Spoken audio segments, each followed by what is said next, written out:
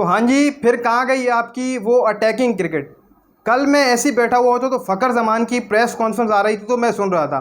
उसमें फ़खर ज़मान ने कहा था कि हम 200 रन बना लेंगे आराम से, और अब आपको टीम मुख्तलिफ नज़र आएगी। बाबर आजम ने पूरे तरीके से कॉम्बिनेशन ही चेंज कर दिया टीम का। अब आपको टीम ऐसी नज़र आएगी, जारियाना क्रिकेट खेलती हुई नज़र आएगी। लेकिन मुझे कहीं से लगा नहीं कि ये टीम जारियाना क्रिकेट खेलेगी, सिवाय आप फ़खर ज़मान के। भाई आपने इनिंग खेली, 3 छक्के लगाए आपने, 45 जो को स्कोर ही बनाए। अब यहाँ पर मेरा सबसे पहले ये सवाल है क्रिकेट शायकीन से, जो काफ़ी ऊपर बैठे होते हैं, कमेंट्स में भी आते हैं मेरे, कि क्या अब भी कोई बैक बेंचर रह चुका है पीछे, यानी कि जो ग्राउंड में बैठा होता है 15 के स्क्वाड में, क्या अब भी कोई ऐसा प्लेयर रह चुका है इनके सिवा जिसको प्लेइंग 11 में खिलाया जाए, जिसकी कमी महसूस हो रही हो। सबसे ज़बरदस्त एक्साई पाकिस्तान की मैदान में आज के दिन उतरी थी, सबसे ज़बरदस्त, जिसमें स्पिनर भी थे, 3 फास्ट बॉलर भी थे, और दुनिया के number 1 fast bowler 3 fast bowler भी थे। और शादाब खान का वही हाल जो पहले रहा आयरलैंड के खिलाफ। आज फिर भाई साहब 55 रन दे के कोई विकेट नहीं ली, शादाब खान ने 55 रन देकर चले गए। As a tip, last T20 मुकाबले में भी शादाब खान ने इतने ही रन दिए थे, 55 रन लास्ट T20 मुकाबले में आयरलैंड के खिलाफ दिए थे, और यहाँ पर भी हमें ये चीज़ देखने को मिली। अब मेरा यहाँ पर, मैं तो यही कहूँगा कि इस प्लेइंग एक्साई में अगर उस उस्मान खान बिचाले की जगह बन रही थी, अगर कहीं फंस के आ रहा था बाबर आजम साहब, तो उसको भी थोड़ा बहुत फंसा लेते बीच में, क्योंकि यार वही एक बेचारा रह गया था। उसको थोड़ा सा मुतमईन कर दो कि हाँ आपने यूएई छोड़ी है तो हम आपको प्लेइंग 11 में खिला लेंगे, हम आपको किसी की जगह भी खिला लेंगे। यार एक स्पिनर ही कम कर देते, शादाब को बिठा देते, उस गरीब को खिला देते, तो यार आज़म को नहीं खिलाते, उसको खिला लेते। कम से कम उसको मुतमईन तो करो, उसने यूएई छोड़ दिए, पाकिस्तान के लिए यूएई छोड़िए, उसने कोई यूएई के लिए यूएई छोड़ के नहीं आया, या फिर उसको कोई मजबूरी थी। पीसीबी ने अप्रोच किया था कि भाई आप वहाँ से छोड़ दें, आप पाकिस्तान की तरफ से खेलें, हम आपको मौके भी देंगे। अब ये मौके मुझे कहीं पर नज़र नहीं आ रहे। आयरलैंड के खिलाफ पूरी सीरीज़ आपने सैम अयूब को दी, इंग्लैंड के खिलाफ आज पहला T20 मुकाबला भी आपने सैम अयूब को दिया, सिर्फ 2 रन कर गए सैम अयूब, 2 रन करके गए, 2 रन। मोहम्मद रिजवान भी आज फ्लो पर है।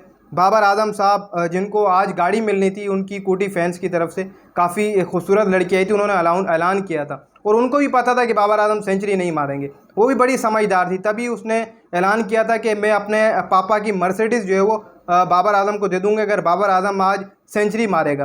तो वो भी कोई बड़ी समझदार फ़ैन थी, उसको पता था कि आज के दिन जो है वो आगे मोइन अली वगैरह हैं, जोफ्रा आर्चर वगैरह हैं, तो तभी वो उसने मर्सिडीज़ दी थी। एज अ टिप, अगर कोई और आयरलैंड वगैरह होती तो वो मर्सिडीज़ नहीं देती, यहाँ पर आप सबको पता लगेगा। इसके अलावा शादाब खान 3 रन बना कर गए, ऑलराउंडर। और आज़म खान, जिसने एक T20 मुकाबले में सिर्फ और सिर्फ पाकिस्तान को क्या जितवा दिया, 10 पे 30 रन की इनिंग क्या खेल कर चला गया, ये बंदे को आपने प्लेइंग एक्साई के अंदर यहाँ पर डाल के रखा है। इंग्लैंड में इसका काम नहीं है, आप इसको वेस्ट इंडीज़ में खिलाइएगा, वहाँ की कंडीशन इसके ऊपर लगती है। सैम को भी वहाँ खिलाइएगा, अभी उस्मान खान को मौका दें।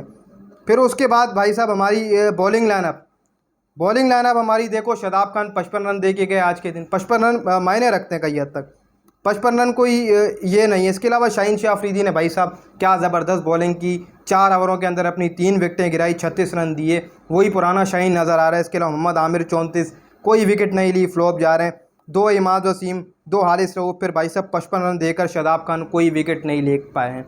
अब यहाँ पर मेरा ये सवाल है कि अभी कोई बैक बेंचर बैठा हुआ है पीछे, तो उसको भी टीम के अंदर ले आओ, क्योंकि ये पाकिस्तान की अच्छी से अच्छी एक्साई है। और इंग्लैंड के अंदर इंग्लैंड को हराना बहुत मुश्किल है, आगे उनके फास्ट बॉलर्स हैं। जोफ्रा आर्चर ही खाली आप उसको देख लें, अगर आप उसका बॉलिंग स्टाइल देख लें तो आधा बंदा वहीं पर ही पिघल जाता है, ऐसा लगता है कि ऊपर से ही मुंह पे बॉल मारेगा। तो एज अ टिप इंग्लैंड को हल्का नहीं लेना चाहिए हमें, और ये सोचना भी चाहिए।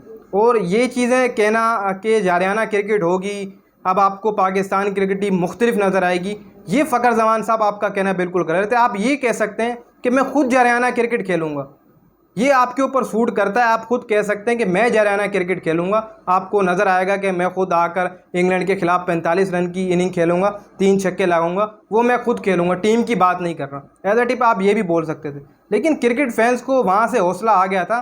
मैं भी ये सोच रहा था, मैं इस सोच में था कि भाई अटैकिंग क्रिकेट होगी अब, क्योंकि आगे T20 वर्ल्ड कप आ रहा है, शायद गैरी किस्टन ने टीम को ज्वाइन कर लिए, ये टुक टुक वाली रणनीति जो वो ख़त्म हो जाए। क्या पता गैरी किस्टन ने ये बोला होगा भाई मार दाड़ करो, आगे T20 वर्ल्ड कप आ रहा है। लेकिन आज फिर वही चीज़ें मुझे देखने को मिली, ये चीज़ें सुधारनी चाहिए भाई साहब। आप इंग्लैंड के अंदर खेल रहे हैं, बैटिंग विकेट था, फिर उसके बाद आपकी जोस बटलर से जो पिटाई हुई वो आज के दिन, जोस बटलर का विकेट आ सकता था, लेकिन एज अ वाइस कुछ चीज़ों की वजह से वो भी मिस हो गया। तो अब दूसरा T20 मुकाबला आपको परसों देखने को मिलेगा, वो आप मेहरबानी करके जीत जाइएगा और कहीं हद तक उस्मान खान बेचारे को भी प्लेइंग एक्सरसाइज में घुसा लीजिएगा, उसको भी खिला लो। सब यही पूछ रहे हैं कि उसका क्या कसूर है, उसकी भी जगह बना दो, कहीं थोड़ा सा घुसा दो, एक स्पिनर कम कर दो, शादाब को बिठा दो, उस गरीब को भी खिला लो, आज़म खान को बिठा लो, उसको खिला लो, अबरार को खिला लो, शादाब को बिठा लो। यार ऐसे तो हो सकता है आप सैम अयूब और उस्मान खान को दोनों को ही आप लेकर चलेंगे, सैम को बिठाओ उस्मान को ले, तो ये नहीं चलेगा। आप आज़म को बिठाओ, आप उस्मान खान को लेकर आओ, ऐसे तो बन सकती है पाकिस्तान की अच्छी प्लेइंग एक्सरसाइज। तो कई ये हमें चीज़ें सोचनी चाहिए और अटैकिंग क्रिकेट अब अगले T20 में आपको ऐसी देखने को मिलेगी।